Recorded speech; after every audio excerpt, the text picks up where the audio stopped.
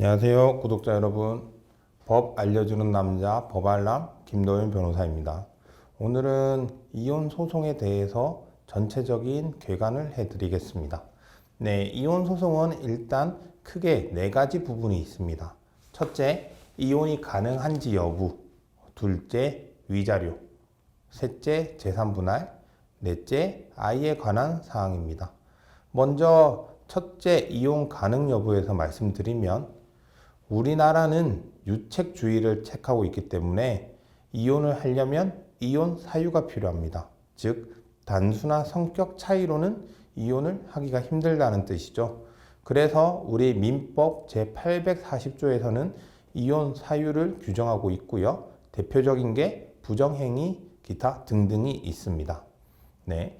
그래서 이러한 유책주의의 연장선상에서 유책 배우자, 즉 혼인 파탄의 책임이 있는 배우자는 이혼 청구를 원칙적으로 할 수가 없고요. 다만 상대방도 이혼을 원하지만 오기나 보복적 감정으로 이혼에 응하지 않는 경우에는 예외적으로 이혼 청구가 되는 경우도 있습니다. 네, 이렇게 이혼 가능 여부를 따진 다음에 위자료 책임을 따지게 되는데요. 이러한 이혼 가능 여부, 즉 누구에게 유책 사유가 있는지, 혼인 파탄 사유가 있는지에 따라서 위자료 청구를 하게 됩니다. 보통 위자료 금액은 부정행위의 경우 약 1,500에서 5천만 원 정도까지, 그리고 폭력 등 가정폭력의 경우 약 1,000만 원에서 3천만 원 정도 선으로 나오고 있고요. 생각보다 이 위자료 금액이 현실화되지 않아서 이 부분에 대해서는 많은 분들이 아쉬움을 표하는 상황입니다. 세 번째로 재산 분할입니다.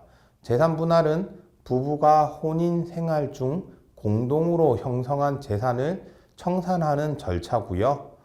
이 재산 분할을 하기 위해서는 첫째, 재산 분할 대상을 특정하고 둘째, 그러한 재산에 대하여 부부 각자가 얼마나 기여를 하였는지, 즉 기여도를 산정하게 됩니다. 재산 분할 대상을 특정함에 있어서는 일단 특유 재산이 있는지 없는지 여부를 확인해야 됩니다. 특유 재산이란 가령 예를 들어 혼인 전 갖고 있던 재산이나 부모로부터 상속받은 재산 또는 로또 당첨금과 같이 부부 중 일방의 노력이나 공동의 협력이 없이 형성된 본인의 재산을 의미하고요. 원칙적으로 특유 재산은 재산 분할의 대상이 되지 않지만 혼인 기간이 어느 정도 되고 그 특유 재산에 대하여 그 상대방이 유지에 아니면 그 증식하는 데 협력했거나 감소 방지를 위해 노력하였다면 그 특유 재산도 재산 분할 대상이 될 수 있습니다.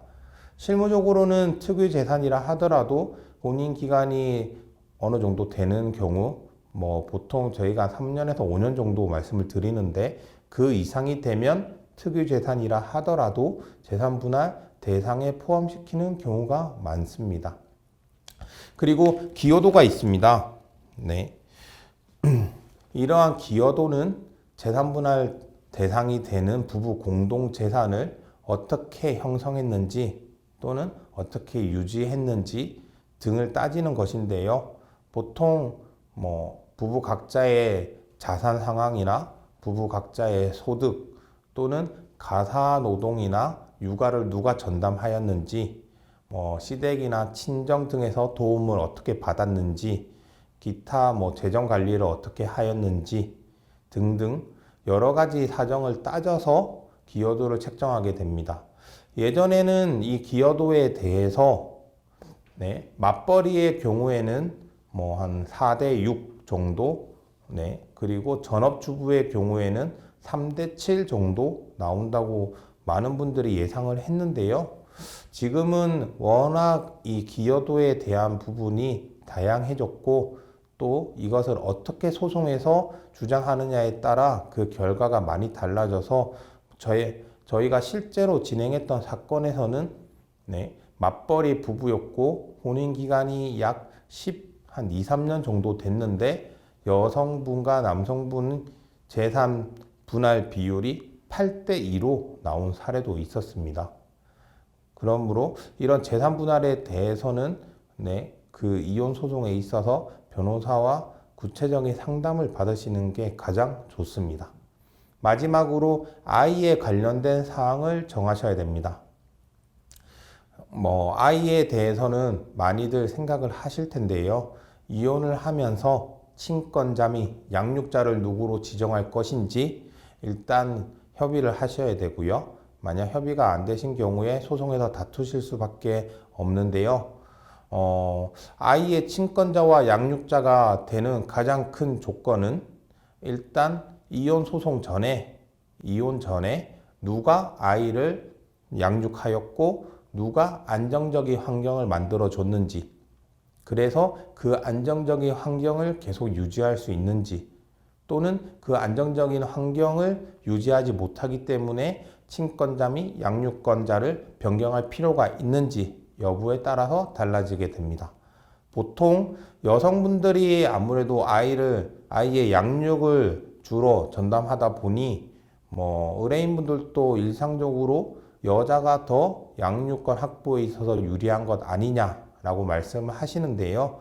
물론 일견타당한 부분은 있습니다. 제가 좀 전에 말씀드린 바와 같이 이혼 전부터 누가 아이를 주체적으로 주 양육자로서 아이를 전담해서 양육했는지, 그리고 아이에 대해서 누가 더 잘 알고 안정된 양육 환경을 제공했는지 등이 기준이 되기 때문에 여성분이 엄마가 더 유리한 면도 있지만 꼭 그렇지만은 않습니다. 저희가 진행한 사건에서도 저희는 남성분의 편이었는데 여성분이 육아를 전담한 부분도 있었지만 시댁의 도움을 많이 얻었고 남성분도 가사노동 및 육아에 적극적으로 참여한 상황, 그리고 경제적으로 남성분이 여성분보다 더 낫다는 사정 등을 적극적으로 주장해서 두 딸의 양육권을 가져온 사례도 있었습니다. 이렇게 양육권이 정해지게 되면 양육비와 면접교섭에 대해서 정하게 되는데요. 양육비는 서울가정법원에서 만든 양육비 산정기준표를 보통 근거로 해서 플러스 마이너스 10만 원 정도 선에서 정해지는 경우가 많고요. 그리고 면접교섭의 경우에는 아이가 어릴 경우에는 주 월 2회 하루 당일치기로 많이 면접교섭을 하고요.